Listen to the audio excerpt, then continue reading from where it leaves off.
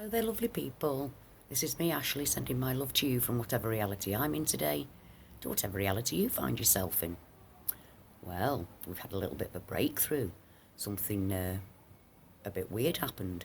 Talking to my husband on the phone this morning, and he told me that he said something really strange happened to him yesterday.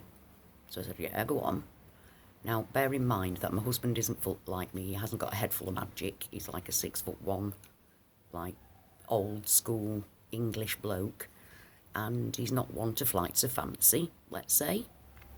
Anyway, he said that while he was on his way down to the river to do some fishing, he noticed, well, a few days earlier, our nephew had cut back some branches on a tree because they got a bit overgrown, and so he just cut them a few branches down. Anyway, from across the road, my husband could see these two, like young boys, like late teens, early 20s, sat down there by the river. And he said, you know, one blonde-haired, one brown-haired, and he said he was like pissed off because like fishermen are a bit like that. He's like, how it's bloody typical. What the hell do you think you're doing? Do you know what I mean? We've only just that's our spot. That's what they're like. That's our spot. What are you doing there? That was what was in his head. Anyway, he kind of sneaked round quietly so that they couldn't hear, and keeping his eye on them. Anyway, he got quite close to them, looked down to clear some bracken or something out of the way, looked up, and they'd completely gone. Totally disappeared in that movement. And he said, Ash, they were there. They were really there.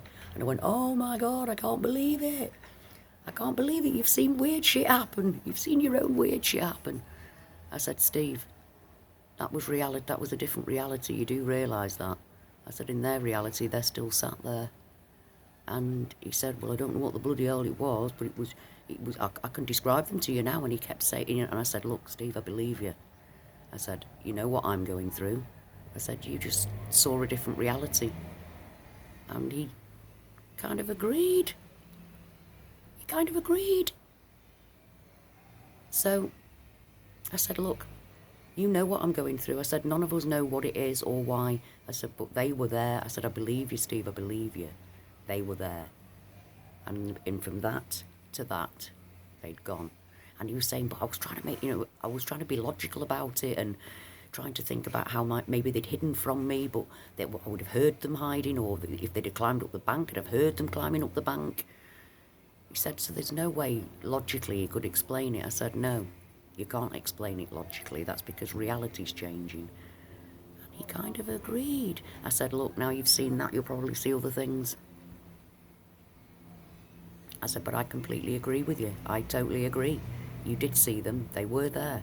And he said, I can describe them. I said, okay, describe them to me. And he described two lads, looking like any lads of today, sat at the riverbank. And I said, yeah.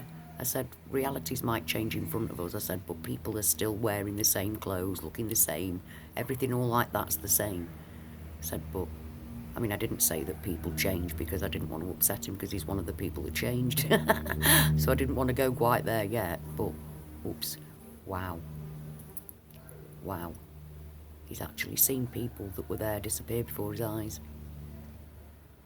Whoa. So I'll keep you informed on that one, on how that one progresses, lovely people. Anyway, thank you very much for listening, for being there for me, for your love, your prayers, your support. I couldn't cope without any of that. So until next time, my love to you all.